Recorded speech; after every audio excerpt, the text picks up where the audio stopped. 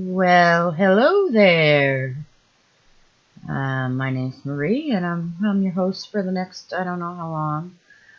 Um, I just wanted to stream. I got a paper ready, and I was gonna do it tomorrow because my daughter's in school. However, next week my daughter's off all week, so I just don't know how I'm gonna do my videos and stuff with her home unless I get used to it. I'm gonna try to make this one short, even though it's probably gonna be an hour long. I wanted to test out my new microphone. Actually, I got a new mic. I can't figure out how to do the soundboard, so I just hooked the mic up into my computer for now, and we'll figure out the soundboard later. I kind of like it for singing, even though I'm a bad singer. Okay, the first page I wanted to show you was subscribe now. I'm endorsing these people. Kaplan America, Ken Kaplan of the New England Motorcycle Museum. He has spent his life savings, his last 5 years, with blood, sweat, and tears to bring the Motorcycle Museum to Vernon, Connecticut. And he is a one-in-a-million guy. He is very impressive. He owns multiple businesses, not just a museum. As you can see, it's Kaplan Cycles. He owns that. And the museum is in phases. He's got the museum going. He's also having parties there. And now he's building his bar. So, his plans, he had big plans. I haven't talked to him recently to see if he was going to make the dormitories like he wanted to, so that he could teach kids how to, have a school there for motorcycles. But, he's pretty impressive. He's not pretty impressive. He's very impressive. He's a hard-working man, works 24/7, and that includes weekends, and that includes holidays. So, check him out at Kaplan Cycles. Then you got Kevin McCarn, PhD. He is a neuroscientist. He brings us the latest in SARS news. He also brings us the latest in grifter news. And he's not everybody's cup of tea, but he's my cup of tea. He's a good man. His family is wonderful. And we have a little group on Discord and we call ourselves the Raccoons. You got Bill Beam next. He is the spiritual warrior. And I got a little story. The reason why I'm the BPD warrior is because Bill Beam helped me out. I had a lot of help. I touched on it. I had a haunting when I was younger. I had a attachment. And, I had deliverance. I, went to the Catholic Church. Nobody really seemed to help out too much. When I contacted Bill Beam did help me. And he helped me very much so. I really haven't had any activity except for one time the door slammed on its own that I couldn't explain. There was no windows, no doors open, there was no vacuum, there was no cats, there was no kid. The door slammed by itself in the middle of the night. Hard. So, that was the only time it had something really happen that I couldn't explain. Other things that happened I can explain away, and it was just a door slamming that one time, and that was a few months ago. Okay, so I might have to talk to him, but I think that was just pretty well it. Kevin Baker's show is where I met Mr. McCarn on, and Kevin Baker always brings the latest, the weird, the strange, and he brings us some of the truth. And he's out of the UK. He's a nice Scottish man. Very nice man. Who's Satanic Live? He does so much research and information. I don't know how that guy's... all these people, their brains work really well where they retain information and stuff. Me, I don't know what I did yesterday. I don't know what I did an hour ago.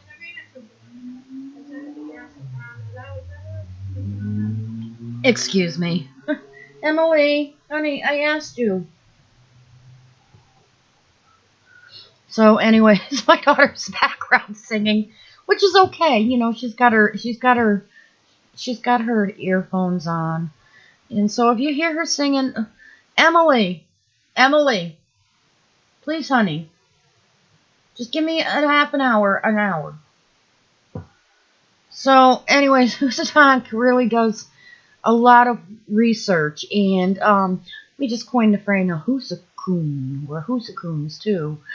And then you got Miss Anxious Odie Lady, a lady of all sorts, I just, yeah. I don't know how this is going to work if she's home next week. Maybe I'll just take the week off, Anxious Oshi is a lady in every sense of the word. She's impressive as well. She does a lot of advocacy, for different organizations. She also does a lot of work as far as not politically, because she's really in the middle, just like I am with politics. But she exposes people for who they are and what they're doing and what they're trying to do. She's she don't want anybody to be taken for a ride, is what it is. And as none of these people, I mean, all these people are very, very, very, very honest in the way they present themselves, and this is why they made my list. Okay, and they're very non-judgmental. I'm bad with it, but they are, I mean, nobody's perfect, but they're far superior. They don't really judge, and they actually come across with a better demeanor than I do. Kevin can get a little bit passionate about his stuff, but it's for a reason. Kevin does things for a reason. First paranormal, he is out of the UK. He brings a lot of interest in paranormal stuff. Shrimp Zoo, he's a nice guy. He brings you the latest and the greatest of news.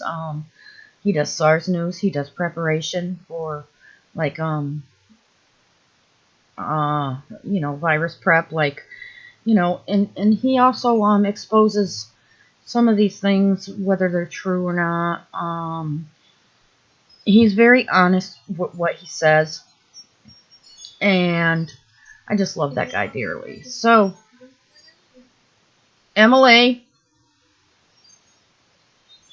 please.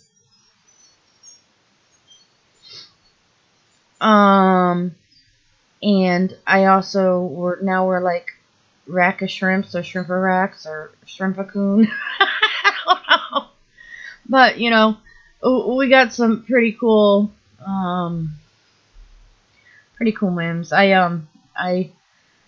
Yeah. Anyways, I get sidetracked now because my daughter did that. It's not really nice of her, and we will be talking about it. I just asked her for an hour out of the day, and she's not giving it to me, so we'll see what happens after. Anyways, what we want to get to, I wanted to talk about how gorgeous it is outside. How's the weather where you are?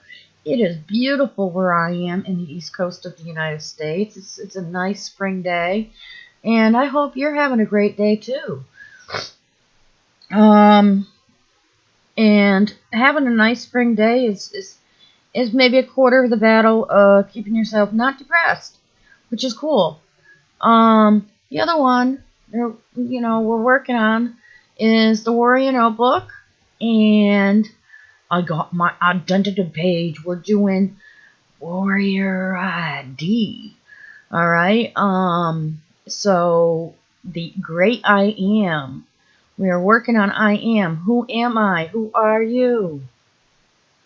And we're working on the great I am without putting everybody else's judgmental stuff onto us. Like, I'm not doing the I am with everybody else's opinion of me in mind, because to be totally honest, I'm 51. Do you know how many things I can turn around and negative things I can put in there? So we're not going to really pay attention to the way others view us as. We are going to pay attention to what we view ourselves as and how we want to view ourselves, how we want to be in the future.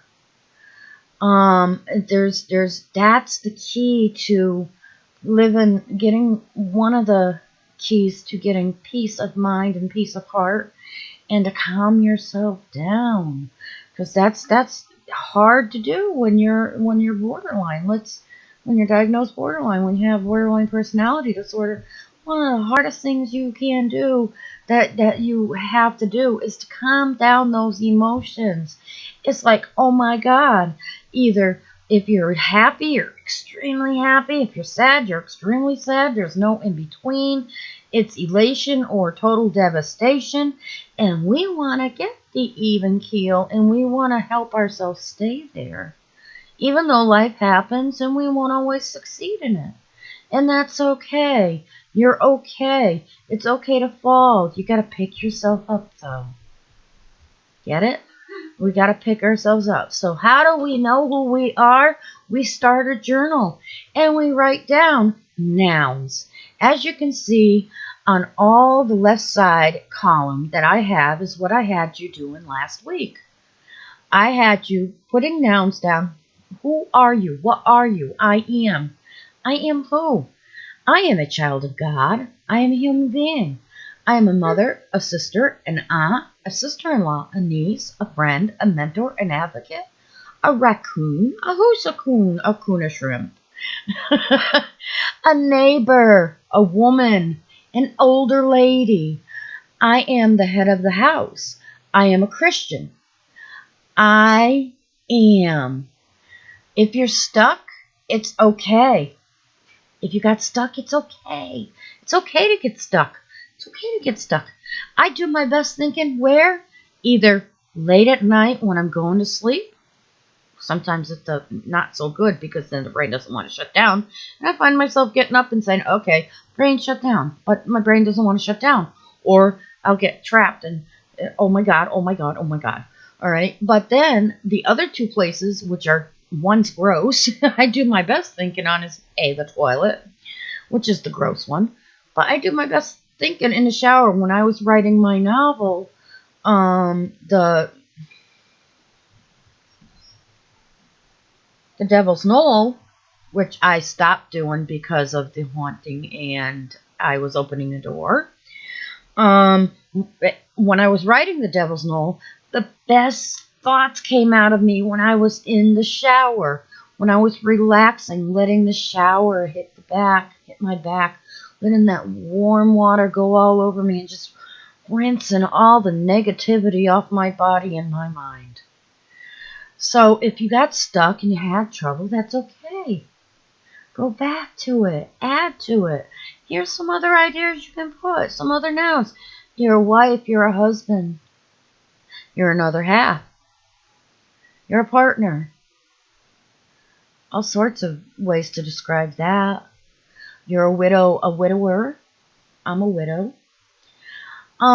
You're a baseball player, a singer, a doctor, an actor, a football player, a soccer player. The sky's the limit. You can put all sorts of nouns on who you are, who I am. Now, I am not saying on this side you're going to put anything that you want to be. Okay? These are things who you are right now at the present moment, because right now we have to focus on the good stuff in life and the here and now. The I want to becomes is after this. We need to focus on who we are right now. And that left-hand column, that is so important to who you are. That's where you fit in. You're a child. I'm a child of God. I fit in there. I fit in. I'm a human being. How many human beings are on the face of the earth? How many are out in space? I don't know. You tell me. I'm a mother. How many mothers do we have? I fit in the mothers group. Yay, I'm a mom. I'm in the mommy club. Yeah, especially when my daughter's mad at me. I'm in the mommy club. I'm a sister and I'm aunt. I'm a sister-in-law. I mean, regardless of where my relationships are with these people that I'm a sister-in-law to, or I'm an aunt to, or I'm a mother to, or I'm a sister to. Regardless of where my relationships, I view the relationships, or where they actually are, I still fit in because that's who I am. No matter how the relationship is going, I'm still a sister-in-law. Get it? And that's a beautiful thing. That's nothing negative. I'm sure that, if you don't get along with your sister-in-law, you got some choice words to say about her. But like I said last week, it's not good. That's not a good thing to do. Why? Because whatever you say about others, that's who they become to you. Not necessarily who they become in their reality, but who they become in your reality. In my reality, I say my brother loves me. In his reality, I don't know. I'm not him. We'll talk about that reality the next time, because our reality is part of who we are. But right now, I want you to get a sense of being, a sense of belonging. You belong to that side. I'm an advocate. This week, I found out some very negative news about one of my friend's children that witnessed a suicide attempt. And he had a prior history as a child with it. I was so worried about him. So worried. So what did I do? I advocated suicide awareness. I'm an advocate. I'm not getting paid for it. But I do want to bring it into people's attentions that it does happen. And why does it happen? Part of the reason is because we don't know who we are. We have no self-worth, no sense of self. We are in that dark space, spiraling down. Mother Teresa, many people like her, many people don't like her, I'm finding out too. Mother Teresa of Calcutta. She was canonized a saint. However, she, in Calcutta, the majority of people she served were Muslims. And they turned around, and when she helped them numerous times, said they saw Jesus that day that she helped them. She personified Jesus to them. The helpful Jesus. The Jesus of the healing. The Jesus of love. So beautiful. Mother Teresa. And I'll tell you one thing. You want to know a little secret? Mother Teresa, throughout a lot of her ministry, felt like God abandoned her. She didn't feel like she belonged. She's canonized a saint. Many people loved her. Many people saw Jesus through her. She helped many people that weren't even Catholic. She treated everyone the same. Beautiful. Beautiful. As far as the other stuff that I hear about her go, the negative stuff, I leave that out because I love the beautiful stuff about her. But she's one of the saints I look to. She's one of the spiritual mentors I look to, even though she's passed away. I look to her story to bring me out of my dark spots. Because here's a woman who probably cried at night, who coined the term, that's how I get the term, the dark, what is that? Oh goodness. The dark nights, the days that we don't feel like we're worth anything. Dark nights of the soul.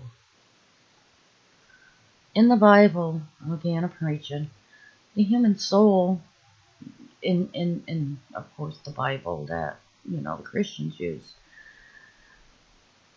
God created man's body from the dust of the earth, in the muds of the earth, and then he breathed into man's nostril.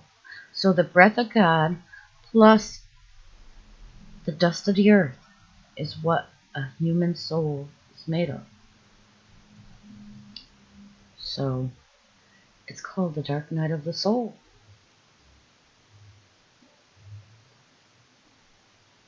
When was your last dark night? I can tell you I've spiraled many, many times, even this past week, a couple times. I didn't let myself get down to that because I'm doing these videos and I'm trying to help. I didn't spiral all the way down though, because I feel like I'm gaining a self-worth doing these videos, but I'm also hoping to help even one person out there. So Mother Teresa, we thought she had it all together, didn't we? A saint. Her life was perfect. She felt God abandoned her the majority of her ministry. She trudged forward and still did her ministry. And how old was she when she passed away? Over 100?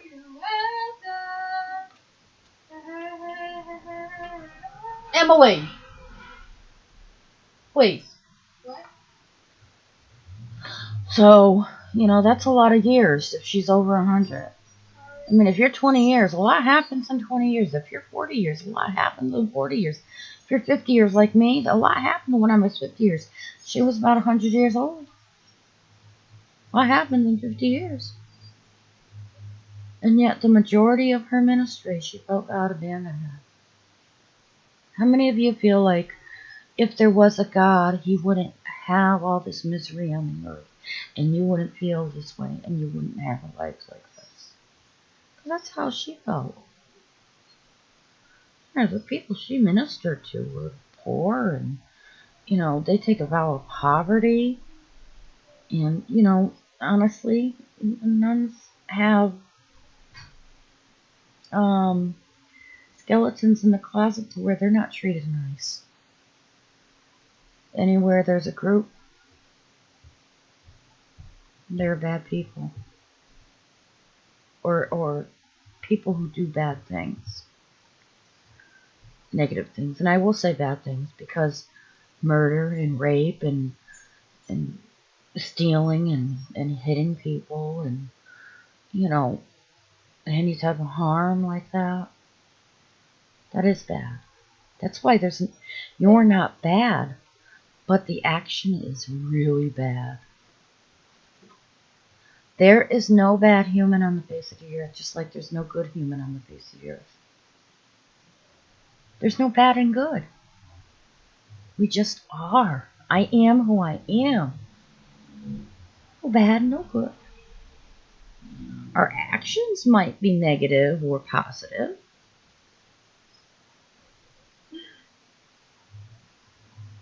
There's a reason why Jesus says be careful of what you call bad and what you call good. Be careful. So the next part of the lesson with the workbooks on working who we are, now we're going to get into the adjectives, which are the words that describe the nouns that we have in the left column.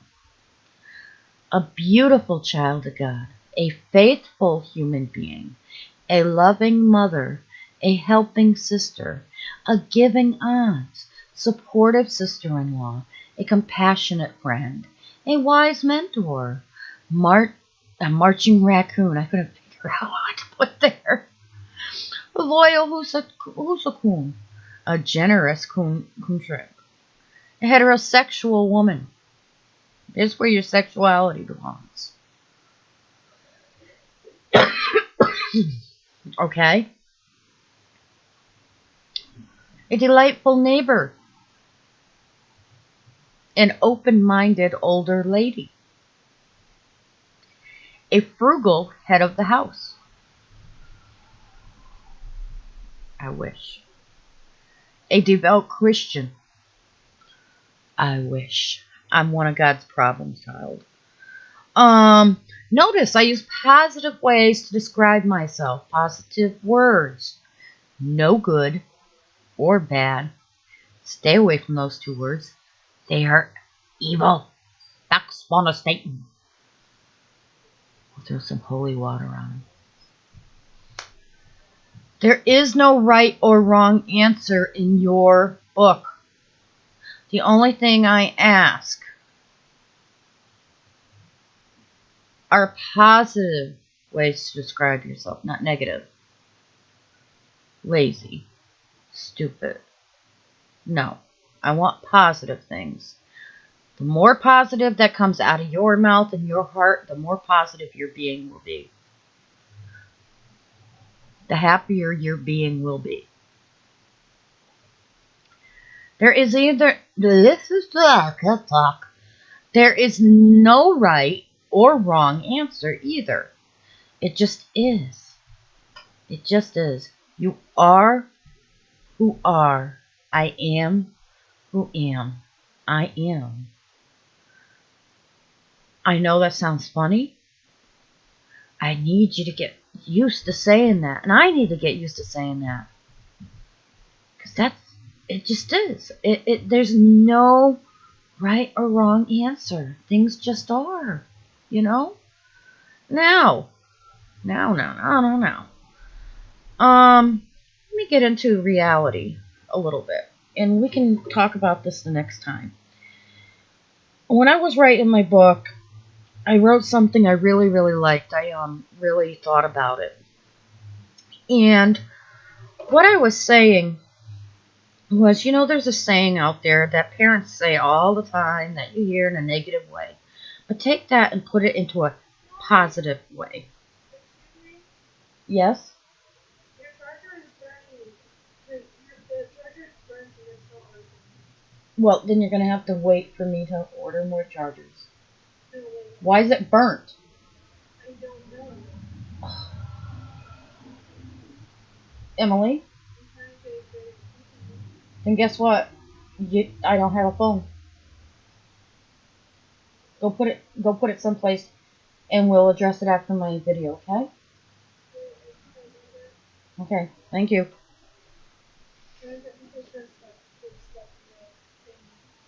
Alright, sweetheart. Okay, can you just give me a few more minutes?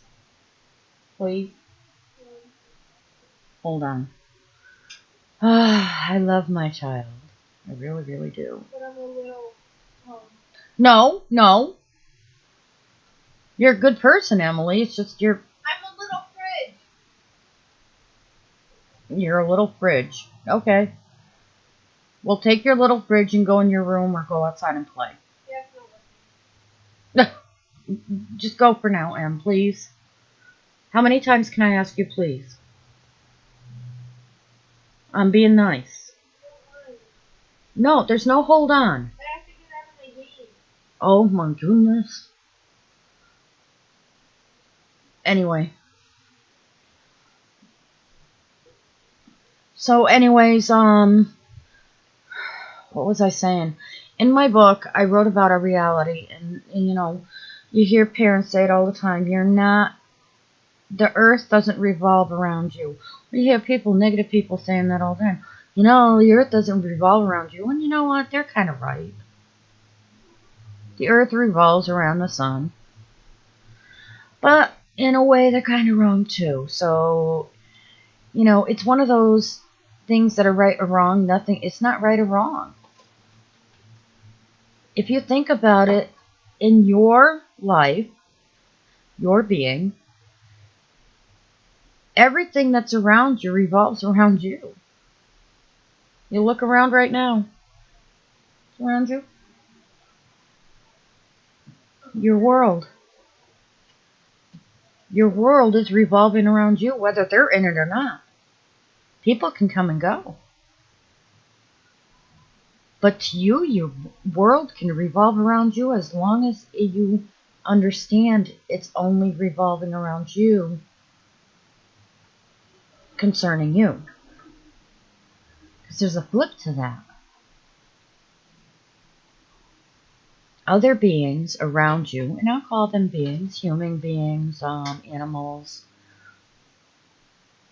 aliens. But no, I'll call them that. Their world revolves around them. When you interact, the two worlds need to be respected.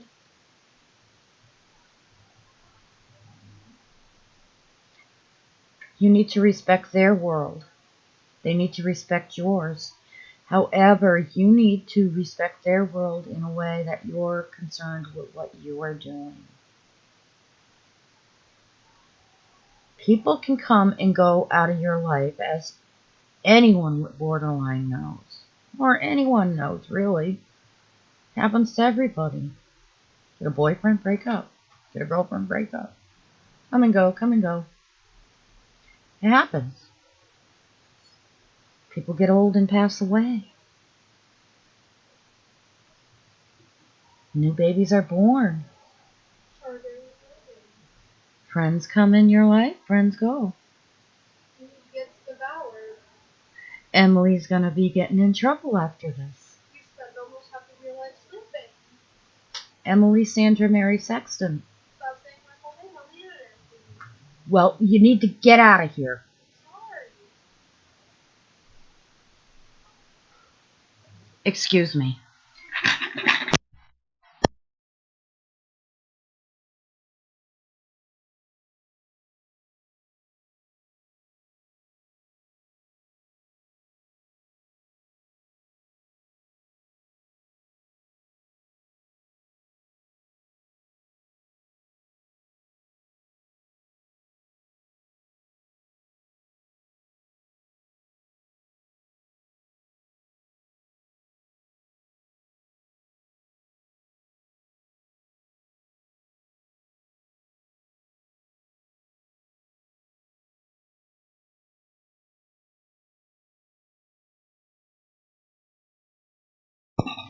Can you hear me? I'm sorry about that. So, anyways, where was I? You know, people come and people go out of your life, and it happens, and it's not good or bad. It just is. Let me tell you a story about when this occurred with me. All right, and it's very hard to do. Every day we make lifestyle choices. Okay? And some are positive, some are negative. Some matter less in certain circumstances and matter more in other circumstances. And the one I'm going to tell you is one of those that, you know, when you're single, well, it's okay, kind of, to keep your lifestyle going the way it's going a little bit. Okay, when I was 30, you know, in my 20s, I was a drunk. Okay, me and my husband and I got married when we were 26, and we were both drunks, and we used to go out clubbing, and there used to be fights. You know, both of us, not just him, not just me. You know, both of us. And one day I hit him when I was cocked. And I was really drunk. Big time drunk. I don't remember a lot of what happened. The next day I said, alcohol, husband. Alcohol, husband. Who's going to win out? It's the person. The human being, yes. When you start hitting somebody when you're drunk, it's time to lose the alcohol. Well, it was very difficult at first. I had to break myself away from going to bars. That meant the friends that wanted me to go out, I didn't really hang around anymore. They thought it was them. I felt mean. Wasn't hanging out with them. And sometimes you gotta cut people out of your life so that you can be healthy. And it's not that they're unhealthy and not that they're bad people. It's that they're living a lifestyle that you're choosing not to live anymore. You know?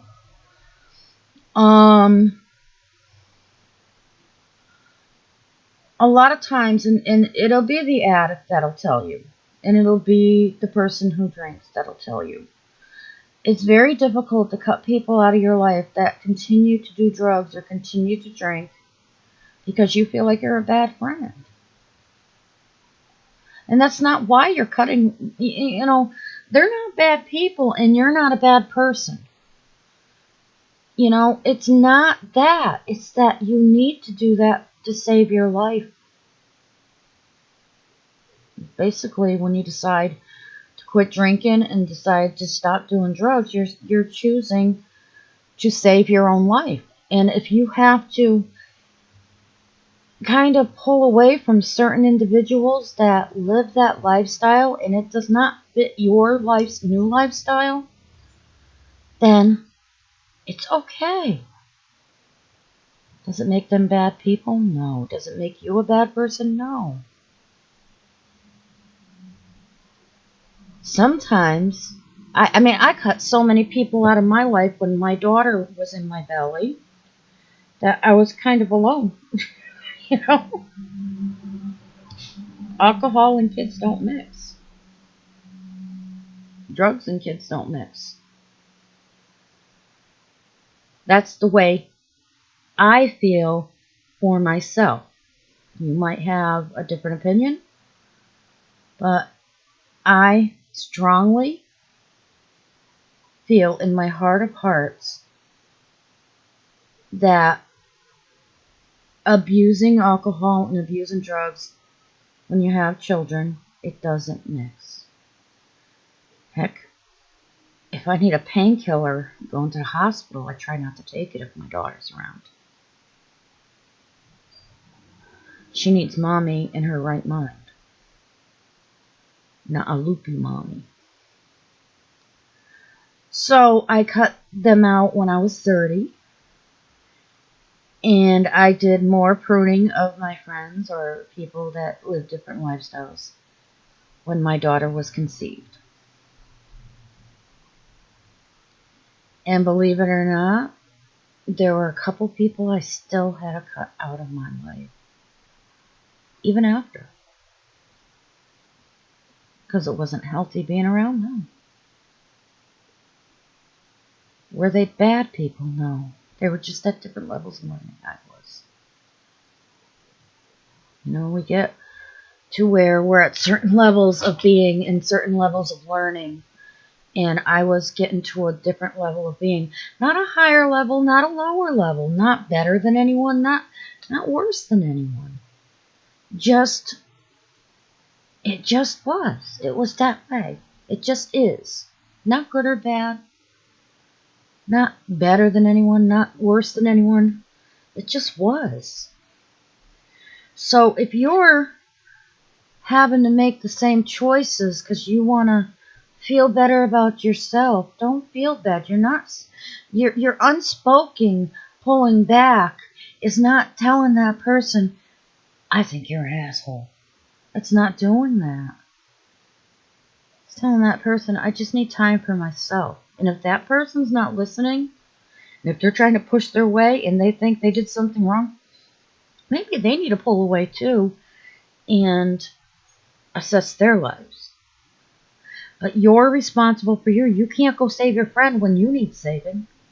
And who's going to save you? Your best savior is yourself. Because you're the most important. You're the boss of your medical health professional team. You're the one who has to live with you day in and day out.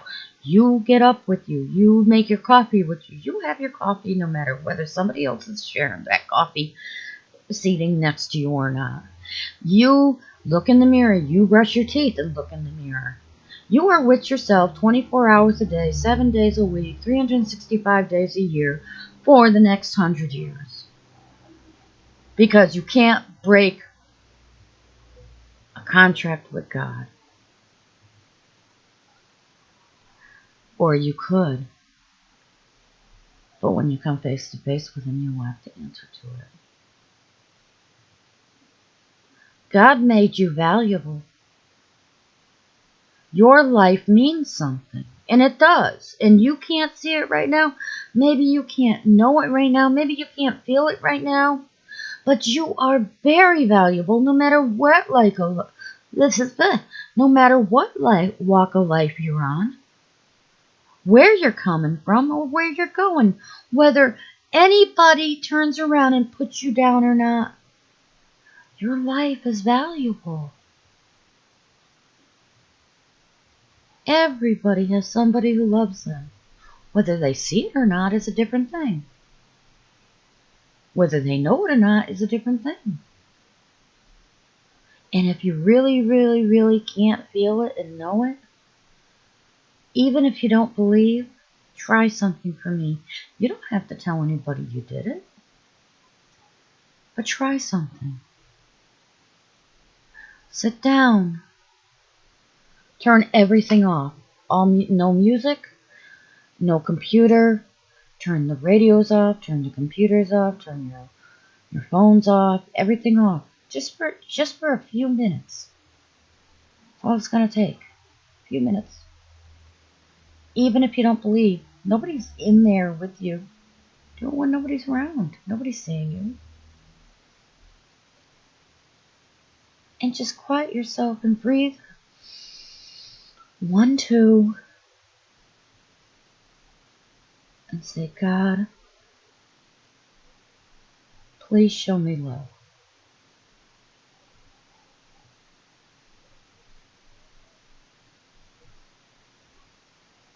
That's it. You'll be amazed what comes into your life within the next week.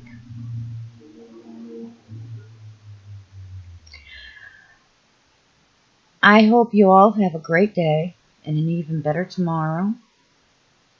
I was going to do a little bit more, but my daughter wants some attention, I think. Which is okay. I have to cook dinner, and, it's a gorgeous day. I think she should get outside anyways. So I just want to say thank you for tuning in. Thank you for watching me.